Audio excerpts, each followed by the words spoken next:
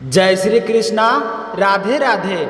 आज आप सुनेंगे रविवार व्रत कथा। शास्त्रों में लिखा गया है कि सूर्य का व्रत करने से काया निरोगी होती है, साथ ही अशुभ फल भी शुभ फलों में बदल जाते हैं। अगर इस दिन व्रत रखकर व्रत कथा सुने तो मनुष्य की सभी मनोकामनाएं पूर्ण होती है, साथ ही मान सम्मान, धन, ऐश, उत्तम स्वास्थ्य की प्राप्ति होती है। यही नहीं, अगर किसी जातक की कुंडली में सूर्य की दशा सही नहीं हो तो रविवार के व्रत करने से दशा सुधर जाती है। मान सम्मान की प्राप्ति के लिए हर मनुष्य को रविवार के व्रत और सूर्य देव को अर्घ्य जरूर देना चाहिए। तो आइए अब सुनते हैं रविवार की व्रत कथा। कथा शुरू करने से पहले कमेंट बॉक्स में सूर्य देवता की जय हो जरूर लिखें। अगर आप शिला भक्ति चैनल पर नए हैं तो इस चैनल को सब्सक्राइब करके वीडियो को ज़्यादा से ज़्यादा शेयर करें। सूर्य देव आपकी समस्त मनोकामनाएं पूर्ण करें। एक बार की बात है, एक ब्राह्मण रहता था। वह सूर्यदेव का परम भक्त था। वह प्रतिदिन नहाता धोता, कहानी कहता। सप्ताह के 6 दिन पीपल वृक्ष में जल छींचकर 7वें दिन यानी कि रविवार को वह आकरे के पौधे की पूजा किया करता था। लेकिन उसमें एक कमी थी, वह कमाता कुछ भी नहीं था। ब्राह्मण घर में रहता तो ब्राह्मणी बार बार कमाने के लिए परेशान करती। बाहर अगर कहीं जाता तो पड़ोसी उसे निकम्मा कहकर अपमानित करते। तो एक दिन वह उन सब से तंग आकर नहा धोकर अपने पूजा की सामग्री लेकर जंगल में चला गया। वहाँ जाकर एक सूखा पीपल का वृक्ष था, उसके नीचे बैठ गया और वहाँ जाकर अपनी पूजा पाठ करने लगी और सूर्य भगवान की कथा कहने लगी। वही पीपल के पास में एक सूखा तालाब भी था, उसमें थोड़ा सा पानी था। तो उसी में से पानी का लोटा भरकर ब्राह्मण ने सूर्य भगवान को जल चढ़ा दिया। तो वह पूजा का जल बहकर पीपल के और सूखे तलाई में चला गया। तो उस जल के जाते ही वह सूखा पीपल हरा भरा हो गया और सूखी हुई तालाब साफ पानी से भर गई। उस जल में सूर्य भगवान दिखाई देने लगे और कहने लगे कि ब्राह्मण, मांग तू क्या मांगता है। तो ब्राह्मण ने जब यह आवाज़ सुनी तो घबरा गया और सोचने लगा कि लगता है पीपल पर कोई भूत रहता है। तभी तो पहले बिल्कुल सूखा था और अचानक से हरा भरा हो गया है और पास में जो तलाई थी उसमें थोड़ा सा गंदा सा पानी था, अब स्वच्छ पानी से भर गई है। तो ब्राह्मण ने उस आवाज़ का कोई भी जवाब नहीं दिया। अब ब्राह्मण तो वहीं पर रहता, जब रोज सूर्यदेव की पूजा करता और जल का अर्घ देता तो वही आवाज़ आती। तो वह रोजाना यही बात सुनकर चिंता के कारण दुबला पतला होने लगा। ब्राह्मणी कभी कभी ब्राह्मण से जंगल में मिलने आया करती थी। तो उसने एक दिन ब्राह्मण से पूछा कि आप प्रतिदिन दुबले पतले होते जा रहे हैं, क्यों, क्या बात है। मैं तो कहती हूँ कि आप घर चलो। तो ब्राह्मण ने कहा कि मैं घर तो नहीं जाऊँगा। यह कहकर ब्राह्मण ने सारा हाल ब्राह्मणी को बता दिया। तो ब्राह्मणी ने सुनकर कहा कि जब आप जल चढ़ाते हो तो उसके बाद में ही आवाज़ आती है, तो मुझे तो लगता है कि सूर्य भगवान स्वयं आते हैं। अगर इस पर आवाज़ आए तो तुम सब कुछ मांग लेना। तो ब्राह्मण ने बोला कि मैं कैसे मांगूँ, मुझे तो कुछ मांगना ही नहीं आता। अगर मुझे ज़्यादा कुछ कहना होगा तो मैं भूल जाऊंगा। अब तुम ही मुझे कोई ऐसी तरीका बताओ जिससे कम शब्दों में ज़्यादा से ज़्यादा चीज़ें मांग सकूं। तो ब्राह्मणी ने कहा कि तुम इस प्रकार कहना कि 9 खंडे महल के अंदर सोने के पालन में बरपोते और दास दासियों के द्वारा खिलाते हुए अपनी आँखें से देखूं। इस प्रकार कहने से लंबी उम्र मिल जाएगी, महल बेटे बहू पोते पर पोते और धन भी मिल जाएगा, क्योंकि जब धन होगा तो ही सोने का पालन होगा। दास दासी होंगे और आंखें और घुटने ठीक होंगे, तभी तो परपोते को सोने के पालन में झूला झूला सकेंगे और देख सकेंगे। तो ब्राह्मण ने कहा ठीक है, इतना सा तो मैं बोल दूंगा। तो दूसरे दिन ब्राह्मण ने सुबह स्नान किया और उसके बाद में विधिवत पूजा की और जैसे ही सूर्य को अर्घ दिया तो वैसे ही आवाज़ आई कि ब्राह्मण, मांग तू क्या मांगना चाहता है। तो ब्राह्मण ने जैसे ब्राह्मणी ने समझाया था उसी प्रकार बोल दिया कि नौखंडे के महल के अंदर सोने के पालन में परपोते को दास दासियों के द्वारा खिलाते हुए अपनी आँखों से देखूं।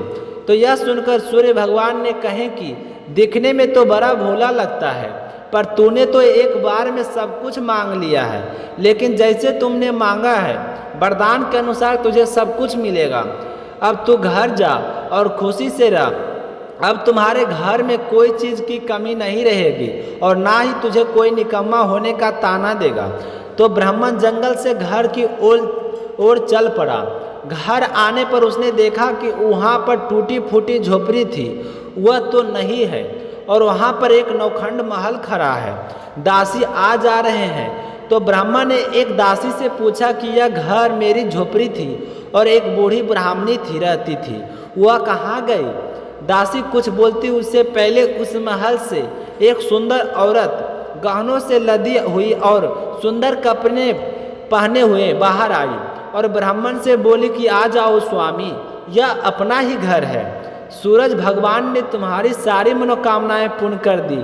तो ब्राह्मण ने कहा कि हम इतने धनवान हो गए हैं, तो इतने धन के क्या करेंगे? इतना धन हमारे क्या काम का? तो ब्राह्मणी ने कहा कि धन से क्या नहीं होता, दान पुण्य करेंगे, यज्ञ करेंगे, हवन करेंगे। तो फिर ब्राह्मण और ब्राह्मणी ने वैसा ही किया। रोजाना हवन करते, दान पुण्य करते और गरीबों को भूखों को भोजन करवाते और खूब धन का दान करते। अब तो राजा की जगह सारे गांव वाले ब्राह्मण का गुणगान करने लगे। ब्राह्मण की प्रशंसा चारों ओर फैल गई। यह बात राजा तक पहुंच गई। तो राजा ने ब्राह्मण को महल में बुलवाया और पूछा कि कल तक तो आपको खाना खाने के लिए नहीं मिलता था, आज यह सब अचानक धन कहाँ से आ गया? कहाँ से चोरी की है, डाका डाला है? मुझे सच सच बताओ, वरना तुम्हें सजा दी जाएगी। तो ब्राह्मण ने कहा कि यह सब तो सूर्य भगवान की कृपा से मिला है। सारी कहानी राजा को बता दी। तो राजा ने कहा कि मेरे पुत्र नहीं है, तो मुझे क्या करना चाहिए जिससे मेरे भी पुत्र हो जाए? तो ब्राह्मण ने राजा को सूर्य भगवान की पूजा विधि बताई और कहा कि रविवार के व्रत किया करो। तो राजा ने वैसा ही किया। तो राजा के यहाँ पुत्र हो गया। पूरे राज्य में खुशियाँ ही खुशियाँ छा गई। सारे लोग, राजा, प्रजा, ब्राह्मण, सारे लोग रविवार के व्रत करने लगे और सूर्य देव की कथा सुनने लगे। सूर्य भगवान जैसा ब्राह्मण और राजा की मनोकामना आपने पूर्ण की है, वैसी सबकी करना। कहानी कहने वाले को, कहानी सुनने वाले को सबकी मनोकामनाएं पूर्ण करना। अब सुनते हैं दूसरी कहानी, माँ बेटी की। किसी गांव में एक माँ और उसकी बेटी रहती थी। दोनों ही सूरज जी का यानी कि रविवार के व्रत किया करती थी। एक बार की बात है, रविवार के दिन माँ ने बेटी से कहा कि बेटी, मैं पानी लेने के लिए जा रही हूँ, 2 रोटी बना के रख लेना, एक छोटा रोटी बनाना और एक थोड़ा सा बड़ा बनाना लेना, इतना ही बनाना जितना हम पूरा खा सकें, क्योंकि रविवार इनके व्रत में रोटी को जूठा नहीं छोड़ते और रोटी के आटे में नमक भी मत डालना, क्योंकि रविवार को नमक नहीं खाया जाता है। यह कहकर माँ तो पानी भरने चली गई और बेटी ने रोटी बनाने लगी। तभी सूर्य देव ने सोचे कि क्यों ना आज इसकी परीक्षा ली जाए। तो सूर्य भगवान एक साधु बाबा का भेष बनाकर वहाँ पर आए और भिक्षा मांगने लगे। तो लड़की ने कहा कि मेरी माँ को रोटी तो बनाया गया है, पर जब मेरा रोटी बनेगा तो मैं उसमें से आपको दे दूंगी। तो बाबा ने कहा कि जो रोटी बन चुका है उसी में से दे दो, नहीं तो मैं जा रहा हूँ। तो बेटी ने कहा कि थोड़ी देर रुक जाओ बाबा, मेरा रोटी बस बनकर तैयार हो गया है, आप खा लेना। जैसे ही बेटी का रोटी तैयार हुआ तो उसने बाबा को परोस दिया। तो बाबा ने उसे रोटी को खा लिया और कहा कि मेरा तो अभी तक पेट नहीं भरा, मुझे तो थोड़ा सा रोटी और चाहिए। तो बेटी ने थोड़ी रोटी से तोड़कर अपनी माँ के रोटी से बाबा को दे दी। तो बाबा उसे खाकर आशीर्वाद देते हुए चले गए। जब लड़की की माँ घर आई तो उसने रोटी में से एक कोर तोड़ी हुई देखी तो बेटी से पूछा कि मेरे रोटी के कोर कैसे टूट गई। तो बेटी ने सारी बात बता दी। तो उसकी माँ बहुत ही नाराज हुई और बोली कि धियाई बाई धी मेरे बेटा माइली कोर दे मारो दे बन चारो दे। यह कहकर वह अपनी लड़की को मारने लगी। तो लड़की मार की डर से जंगल की तरफ भाग गई। वह जाकर एक पीपल के पेड़ पर चढ़कर बैठ गई। तो सूरज भगवान ने सोचा कि बेचारी इस लड़की को मेरे कारण घर से निकलना पड़ा, इसलिए इसकी रक्षा भी मुझे ही करनी पड़ेगी। अब सूरज भगवान रोजाना उसके लिए चूरमे का लड्डू और 1 लोटा पानी भेज देते। लड़की मज़े से खा पी लेती और वहीं पर बैठी रहती। एक दिन एक राजा शिकार करते हुए उधर से निकला। थकान मिटाने के लिए उसी पेड़ के नीचे आराम करने के लिए रुक गया। तो राजा ने अपने सेवक से कहा कि आज तो मेरी प्यास से जान निकली जा रही है, चुल्लू भर पानी मिल जाता तो प्राण बच जाते, वरना आज मेरी तो मौत निश्चित है। पेड़ पर बैठी लड़की ने यह बात सुनी तो उसने चुल्लू भर पानी डाल दिया। तो राजा लेटे हुए थे। राजा के मुंह पर पानी गिर गया तो राजा ने कहा कि अरे सेवक, आधी जान तो बच गई, 1 चुल्लू भर पानी और मिल जाए तो आधी जान और बच जाएगी। तो लड़की ने फिर से 1 चुल्लू भर पानी डाल दिया। तो राजा ने वह पानी पी ली, लेकिन राजा को आश्चर्य हुआ कि पेड़ पर कोई तो है। तो राजा ने अपने सेवक को कहा कि मुझे लगता है पेड़ के ऊपर कोई है, तो ऊपर चढ़कर देखे कि ऊपर कौन बैठा है। जैसे ही सेवक राजा की आज्ञा अनुसार पेड़ पर चढ़ा तो वहाँ पर एक लड़की बैठी हुई थी। तो लड़के ने सेवक से कहा कि भैया, तुम यह स्वादिष्ट लड्डू खा लो और अगर ऊपर से पानी पी लो तो राजा को मेरे बारे में कुछ भी मत बताना, कह देना कि ऊपर तो कोई नहीं है, पता नहीं राजा मेरे साथ कैसा व्यवहार करेंगे। सेवक तो भूखे प्यास से परेशान था। उसने लड्डू खाया और पानी पी लिया और नीचे जाकर राजा से कह दिया कि ऊपर तो कोई नहीं है। राजा ने सेवक से कहा कि खाया हुआ और नहाया हुआ व्यक्ति कभी छुप नहीं सकता। जब तू ऊपर गया तो बिल्कुल थका हुआ था और नीचे आया तो एकदम ताज़ा दिख रहा है। बता मुझे क्या बात है, मुझे शक हो रहा है, मैं खुद ऊपर जाकर देखता हूँ। यह कहकर राजा पेड़ पर चढ़े तो वहाँ पर ब्राह्मण की एक सुंदर सी कन्या को पाया। तो राजा ने कहा कि डरो नहीं, तुम बहुत सुंदर हो, तुम मेरे साथ चलो, तुम्हारे कारण ही मेरी आज जान बची है, मैं तुमसे विवाह करना चाहता हूँ। तो लड़की राजा के साथ चली गई। राजा ने उसके साथ विवाह कर लिया। साल भर में ही उसने एक सुंदर बच्चे को जन्म दिया। राजा की अनन्य रानियाँ थीं, उनके कोई संतान नहीं थी। तो वह रानियाँ उस रानी को सुंदरता से और उसके पुत्र से बहुत ही जलती थी। हर समय राजा से कोई ना कोई शिकायत किया करती थी, लेकिन राजा ध्यान नहीं करते। बैसाख का महीना चल रहा था तो लड़की रानी रोजाना सुबह सवेरे जल्दी उठती थी और पीपल को सींच कर आती, वहाँ पर पूजा करती और कथा कहानी सुनती और फिर घर आ जाती। रविवार के दिन आकरे के पौधे की पूजा किया करती थी और उस दिन व्रत रखती थी। तो रविवार और उस लड़की रानी का व्रत था तो उसने अपने लिए रोटी बनाया। तो जब रानियों ने देखा कि इतना बड़ा सारा रोटी बनाया है तो वह भागे भागे राजा के पास गई और बोली कि राजा, तुम्हारी नई रानी ने रोटी बनाया है, बनाना तो आता नहीं है, इतना बड़ा सारा रोटी है, अगर आप खाओगे तो आपका पेट दुखेगा, अगर यानी कि रानी खाएगी तो कुंवर सा पेट दुखेगी। नई रानी ने यह बात सुन ली थी तो उसने रोटी को थाली के नीचे छुपा दिया और फिर सूर्य भगवान से सहायता के लिए प्रार्थना करने लगी। अब तो राजा ने सोचा कि बच्चे की बात है, उसकी तबीयत खराब ना हो जाए, इसलिए राजा को छोटी रानी से पूछने जाना पड़ा। राजा छोटी रानी के पास गए और पूछा कि थाली के नीचे क्या है। तो छोटी रानी ने कहा कि मेरे गरीब पीहर से आया हुआ उपहार है, आप देखकर क्या करोगे। तो राजा ने थाली उठाई तो देखा उसके नीचे एक सोने का चक्कर था। तो राजा ने कहा, वाह भाई वाह, गरीब पीहर वालों का ऐसा उपहार। छोटी रानी कुछ नहीं बोली, मन ही मन सूर्यदेव का धन्यवाद करती रही। ऐसा करते करते कई दिन बीत गए। एक दिन रानी खिड़की में खड़ी थी, तभी उसे उसकी माँ दिखाई दी। जो बिल्कुल दरिद्र गरीब और अवस्था में छल लेट रही थी। तो उसने सोचा कि माँ को यहाँ बुला लेती हूँ, आराम से रह लेगी। इतने नौकर चाकर है, वह भी कुछ काम कर लेगी और किसी को पता भी नहीं चलेगा। इस तरह धूप में घूमना नहीं पड़ेगा। तो उसने एक दासी को भेजकर माँ को बुलाया। तो रानी की माँ तो अंदर आते ही अपनी बेटी को देखकर कहने लगी कि धी माई धीर दे, रोटी माली कोर दे, मारो दे पनन सारो दे। तो रानी ने सोचा कि कहीं सबको पता ना चल जाए कि मैंने अपनी माँ को इस तरह महल में बुलवाया है, मुसीबत हो सकती है। तो उसने अपनी माँ को चुपचाप एक कमरे में रहने को कहा और बाहर से ताला लगा दिया।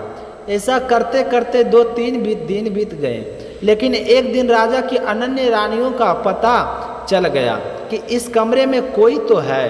तभी तो छोटी रानी इसमें बार बार जाती आती रहती है। तो वह राजा के पास गई और बोली कि राजा जी, हमें रानी का व्यवहार पर संदेह होता है। एक दिन एक औरत महल में आई थी, वह महल में घुसी थी, वह पर वापस नहीं निकली। तो छोटी रानी ने यह भी सुन लिया।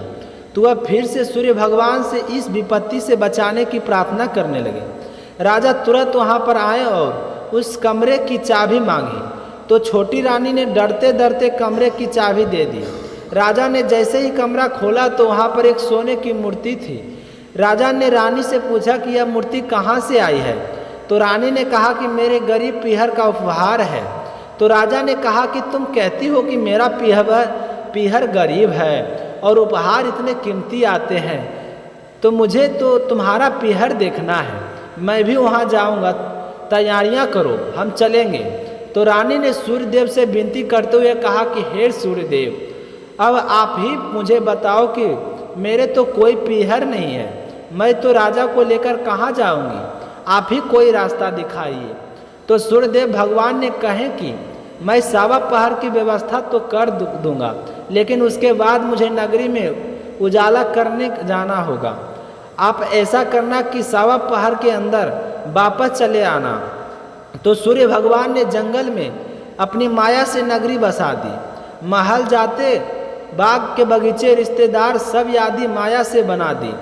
महल की रसोई में कई प्रकार के व्यंजन भी बनाते थे। दास दासी वहाँ पर आ जा रहे थे। तो राजा रानी अपने बेटे सहित तो वहाँ पर पहुँचे। तो सबने खूब आव भगत के सबसे मिलकर खा पीकर रानी ने कहा कि वापस चलते हैं। तो राजा ने कहा कि क्या जल्दी पड़ी है, थोड़ा आराम कर लेते हैं।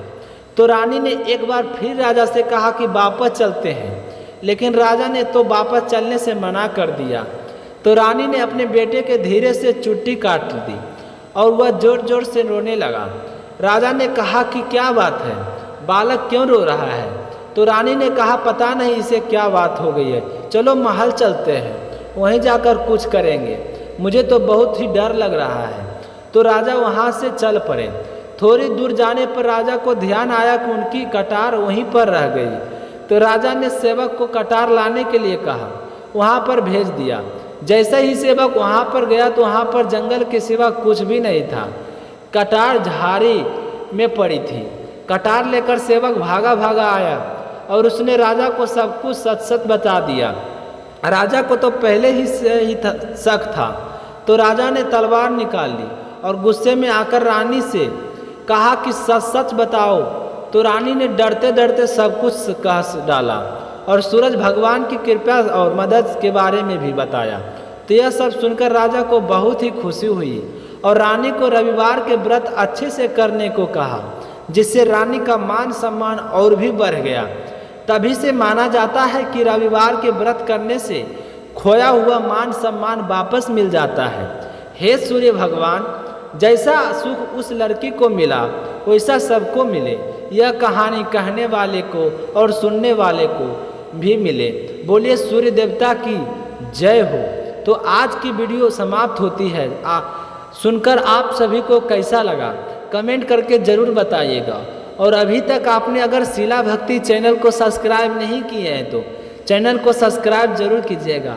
मिलते हैं अगली कथा को लेकर, तब तक अपना ख्याल रखिएगा। जय श्री कृष्णा, राधे राधे।